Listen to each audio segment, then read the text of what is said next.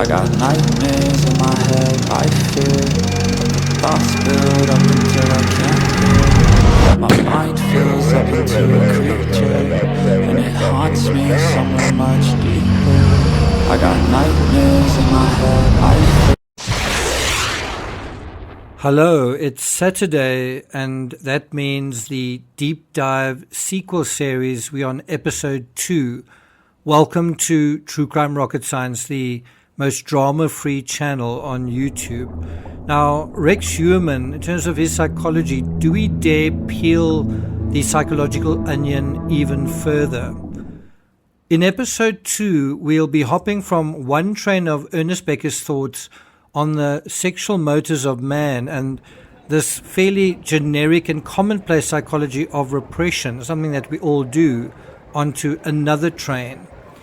We'll spend time in two carriages on this rumbling monster, the fragmentation of personality, and then in episode 3 we'll go into the much darker subject of perversion. Are you sure you want to hear this? If you aren't already a subscriber to this channel, please consider subscribing. Remember, we'll be covering the Alec Baldwin trial as from next week.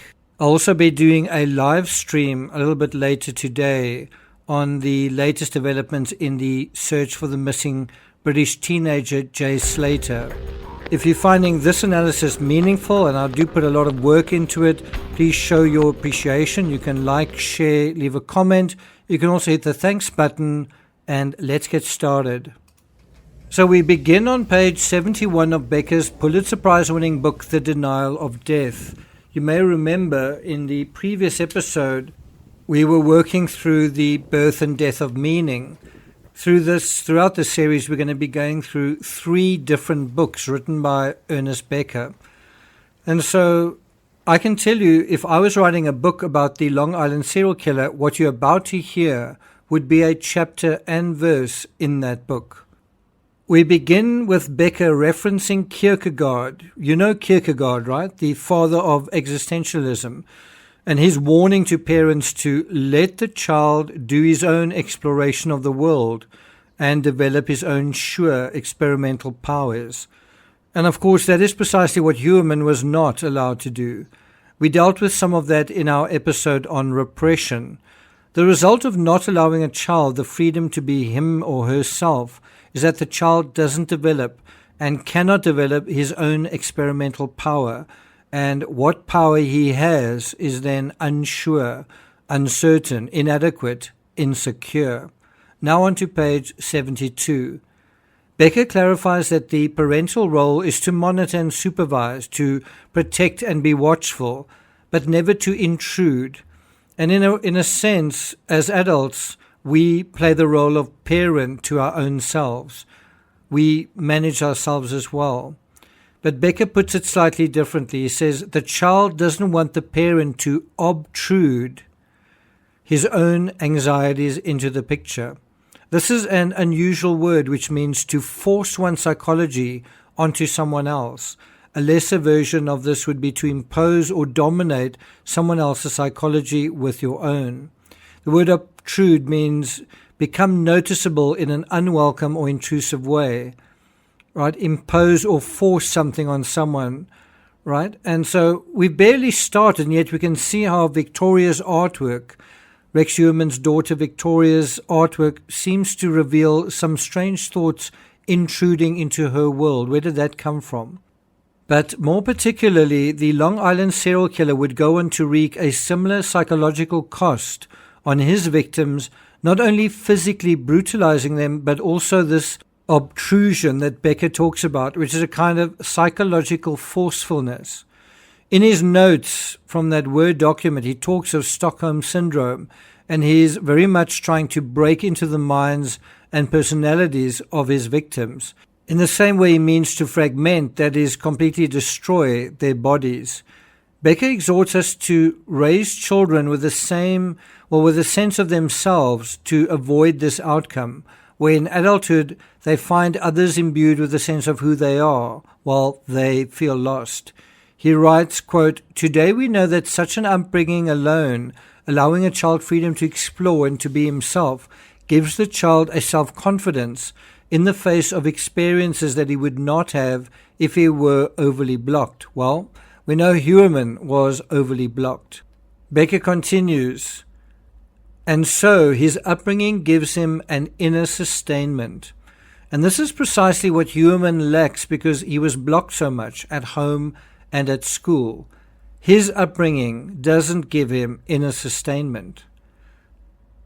He didn't get it from his parents because his father was dead, and he didn't get it from his community. Instead, he got something that is the opposite of inner sustainment. What do you think that is? Well, if sustainment is support or maintenance, instead of support or maintenance or reinforcement or encouragement or confirmation or validation, what did he get? He got destruction. He got neglect and negligence. Another helpful way to think about what we're talking about is through the idea of food. Food is a sustainment of a kind. We might refer to it as sustenance. This mortal form has grown weak. I need sustenance. Think of psychological sustenance. Well, sustainment is a kind of psychological sustenance. And the opposite of that is starvation. And that is precisely what and who HEUERMANN was as a young teenager, mercilessly bullied at school and dominated and controlled at home. The result was a psychologically starved, teetering individual who had no sense of self because his sense of self had been destroyed, annihilated, shut up, neglected, starved. Becker describes a healthy child becoming a healthy adult who achieves what he calls a lofty shut-upness. I would say a child with an unhealthy upbringing becomes an unhealthy adult with a low or base or dark subterranean shut-upness. Does that make sense?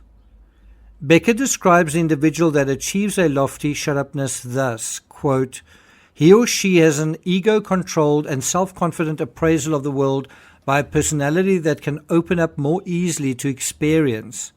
Mistaken shut-upness, the bad kind, in other words, is the result of too much blockage, too much anxiety, too much effort to face up to experience by an organism that has been overburdened and weakened in its own controls.